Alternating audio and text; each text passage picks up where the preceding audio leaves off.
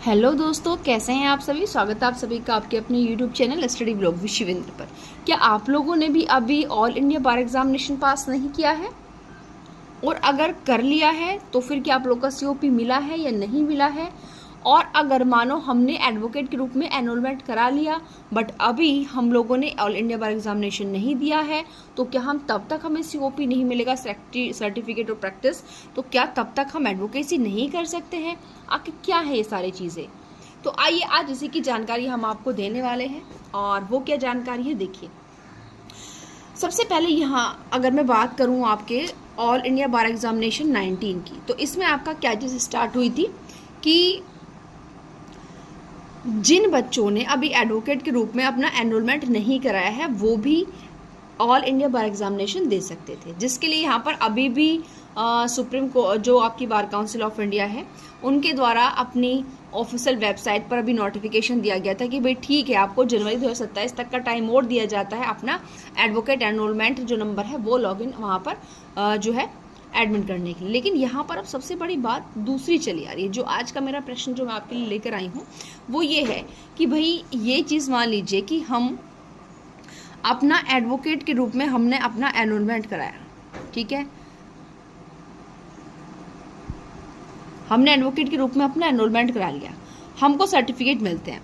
पहला सर्टिफिकेट हमको जो जिससे हम परमानेंट एडवोकेट अब बन गए, जो छोटा वाला मिलेगा आप लोगों को जिसमें आपका एनरोलमेंट नंबर होगा, ठीक है, एनरोलमेंट नंबर होगा। तो दूसरा आप लोगों को एक सर्टिफिकेट मिलेगा जिसमें आप लोग देखेंगे इसमें 2 इयर्स का लिखा हुआ होगा। 2 इयर्स तक वो क्या रहेगा, वैलिड रहेगा। इनके एक तरीके से वो आपका टेम्परेरी अस्थायी सर्टिफिकेट होता है, प्रमाण पत्र होता है। तो इसमें ये 2 इयर्स की जो सिस्टम है भाई, ये क्या है, ये 2 इयर्स तक वैलिडिटी क्या है। इसका मतलब हम जो अपना AIBE पास कर सकते हैं वो केवल इन्हीं 2 सालों के अंदर कर सकते हैं। अगर हमने ये 2 सालों के अंदर, ठीक है, ये अपना ऑल इंडिया बार एग्जामिनेशन पास नहीं किया तो क्या फिर हमारा जो रजिस्ट्रेशन हमने कराया था एनरोलमेंट वो रद्द हो जाएगा, सस्पेंड हो जाएगा। आखिर ऐसा है क्या। तो मैं यहाँ आपको बता दूँ अभी बिल्कुल भी ऐसा नहीं है, ठीक है, क्योंकि ऐसे बहुत से कैंडिडेट्स हैं जिनको एनरोलमेंट कराए हुए 4 साल हो गए, 5 साल हो गए, 2-3 बार वो लोग फेल हो चुके हैं, चौथी 5वीं बार वो लोग ऑल इंडिया बार एग्जामिनेशन दे रहे हैं, लेकिन अभी उनका सस्पेंड नहीं हुआ है। लेकिन इसका मतलब ये नहीं कि सस्पेंड होगा नहीं, हो जाएगा भाई, क्योंकि आप लोग लॉ पढ़ते हैं, देखते हैं कि एक्सेप्शन हर चीज़ के अंदर होते हैं। लेकिन आज का मेरा वीडियो ये है कि ये 2 इयर्स का मतलब केवल ऑल इंडिया बार एग्जामिनेशन देने के लिए 2 साल की वैलिडिटी है, कुछ और है। तो कुछ और भी छिपा हुआ है इसमें। वो ये चीज़ें हैं कि भाई आपने अपनी LLB की, चाहे 5 साल वाली चाहे 3 साल वाली, ठीक है, आप लोग यहाँ पर कर चुके हैं।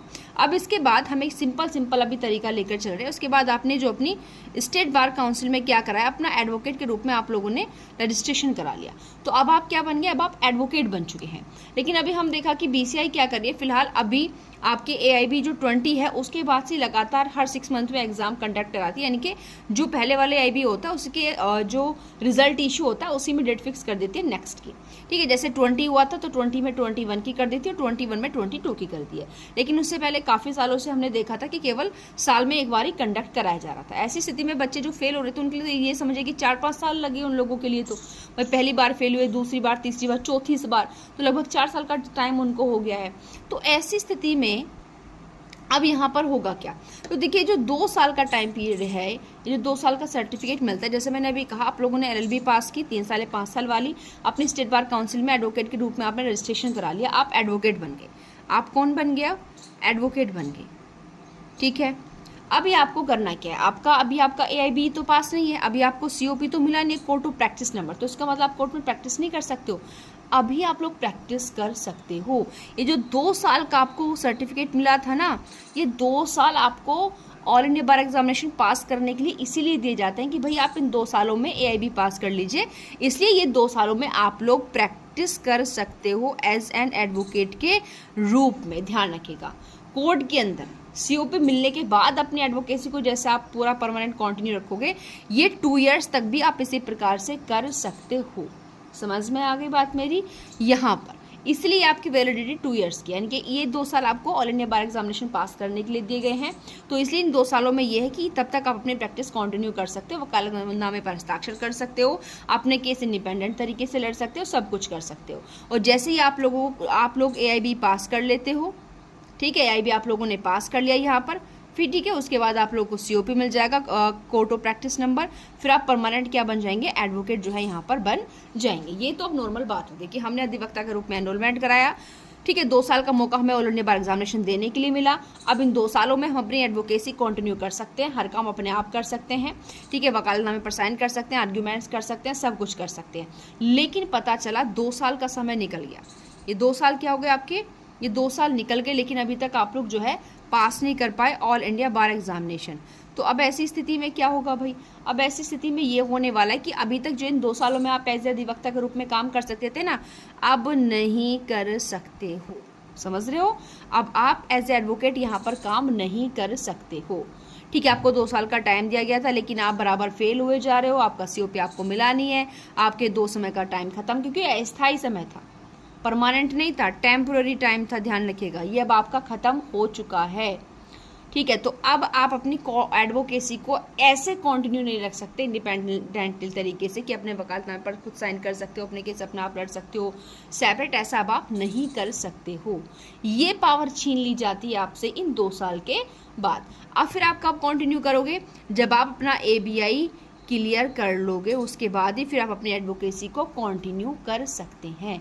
ये इसीलिए अब समझ में आ गया आप लोगों की 2 साल का टाइम पीरियड इसलिए दिया गया, भाई ठीक है हम 2 साल का समय दे रहे हैं आपको, आप टेम्परेरी वकालत कर सकते हो, 2 साल में AIB पास करके आप अपनी वकालत को कंटिन्यू आगे रखो।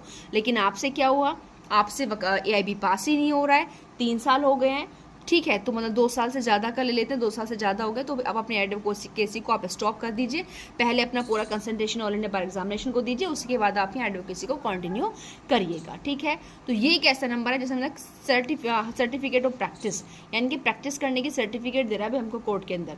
और हम लोगों ने अब देखा भी है कि आप जो वकालतनामा होता है उस पर भी आपका COP नंबर वगैरह सब कुछ डाला जाता है, यानी कि हम लोग जो अपनी मोहर मराते हैं, ठीक है, जो सील होती है उसी पर COP वगैरह सारी चीज़ें होती है, एनरोलमेंट नंबर हो गया, COP नंबर हो गया, वो सारी चीज़ें होती हैं। तो यहाँ पर ये है भाई। और यहाँ पर अगर मैं अब ये बात करूँ कि अब वो बच्चे बहुत से जिन्होंने अपना ऑल इंडिया बार एग्जामिनेशन पास कर लिया है, बट अभी एडवोकेट के रूप में एनरोलमेंट उन्होंने अपना नहीं कराया है, तो यहाँ पर उनके लिए मेरी ये रिक्वेस्ट है कि आप लोग अपना ना एनरोलमेंट फटाफट करा लें। लेकिन बहुत से बच्चों की एक समस्या थी कि हम लोगों को ना हमने एनरोलमेंट कराने के लिए दे दिया रजिस्ट्रेशन के लिए, लेकिन 4 महीने हो गए, 5 महीने हो गए, कुछ नहीं आया। तो उनके लिए भी इलाहाबाद हाई कोर्ट ने जो UP वाले बच्चे हैं उनके लिए खुशखबरी है क्या, योगेंद्र कुमार के मामले में, इसके लिए मैंने एक सेपरेट वीडियो भी बनाया है कि उसके लिए टाइम लिमिट दी गई है कि भाई जैसे उन्होंने ये वाला AIB 21 पास किया है ना, AIB 21 जो पास किया है, इसके बाद से आप उन्हें विदिन 4 वीक, ठीक है, 4 हफ्ते के अंदर आप जो उन्हें क्या देंगे, उन्हें उनका एनरोलमेंट नंबर देंगे। समझ में आ गई बात। और यहाँ पर क्योंकि अभी अगर हम बार काउंसिल ऑफ इंडिया के ऑफिशियल वेबसाइट पर देखेंगे तो अभी उसमें जो लिंक वगैरह वो 19 के लिए ही खोला हुआ है, क्योंकि बच्चे जो है बहुत से 19 का ही अभी कंप्लीट नहीं कर पा रहे जिन्होंने 19 पास किया है।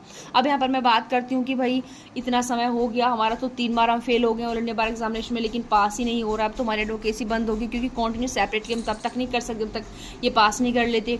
तो मैंने अपनी वीडियोज़ में पहले भी भाई कई बार बताया है कि जब तक आप कितनी ही वीडियोज़ देख लो, कितने आप बैच ज्वाइन कर लो, लेकिन जब तक आप सेल्फ नहीं पढ़ोगे ना, जब तक आप प्रीवियस ईयर के पेपर सॉल्व नहीं करोगे, तब तक आप ये पास नहीं कर सकते हो। अभी मैंने कुछ समय पहले मेरे पास एक बुक थी, आप यहाँ पर देखेंगे, ऑल इंडिया बार एग्जामिनेशन सॉल्व पेपर्स, ठीक है, आप इस प्रकार की एक बुक लीजिए।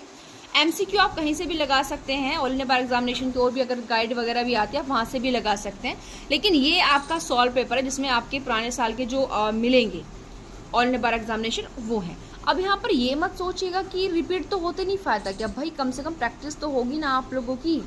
सबसे बड़ी बात तो प्रैक्टिस की होती है, प्रैक्टिस तो आप लोगों की होगी ना, ये बताइए आप मेरे को, ठीक है। यहाँ पर आप लोग क्या करें, इस प्रकार की भाई बाउंडेशन किसी के पास भी नहीं, जिसको पास करना ऑल इंडिया बार एग्जामिनेशन इस बार में वो इसको ले ले, और आप लोग जैसे एग्जाम हॉल में बैठ कर एग्जाम देते हैं उस प्रकार से आप इसको पूरी तरीके से सॉल्व करें, और फिर उसके बाद देखें कि आप कितने क्वेश्चन कर पा रहे हैं। फिर आप मोस्टली यहाँ पर यह देखें कि किस एरिया से सबसे ज़्यादा क्वेश्चन आपके पुटअप हो रहे हैं, या फिर आप कितने क्वेश्चन अटैम्प्ट कर पा रहे हो, या फिर आप अपना बिल्कुल 3 घंटे का टाइम लिमिट सेट करके बैठो, अपने पास अपनी जो बुक्स आप एग्जामिनेशन हॉल में लेकर जाते हो वो भी रखो, और देखो कि आप क्वेश्चन कैसे सर्च करते हो, सर्च करने में कितना टाइम लगता है। ये बिल्कुल आपको अनुभव देगा एग्जामिनेशन हॉल वाला। अगर जो इस काम को करेगा, ये समझिए वो अपना ऑल इंडिया बार एग्जामिनेशन पास कर लेगा। अगर आप इसको टाइम वेस्ट समझते हैं तो ये समझिएगा कि तीसरी से चौथी, चौथी से पाँचवीं बार भी आपको होगा। अगर आपका पास हो जाता है तो बेस्ट ऑफ लक, अच्छी बात है। अगर प्लीज़ नहीं होता है तो आप इस स्ट्रेटेजी को ज़रूर अपनाएं। अगर वीडियो अच्छी लगी हो तो लाइक शेयर कमेंट करना बिल्कुल ना भूलें।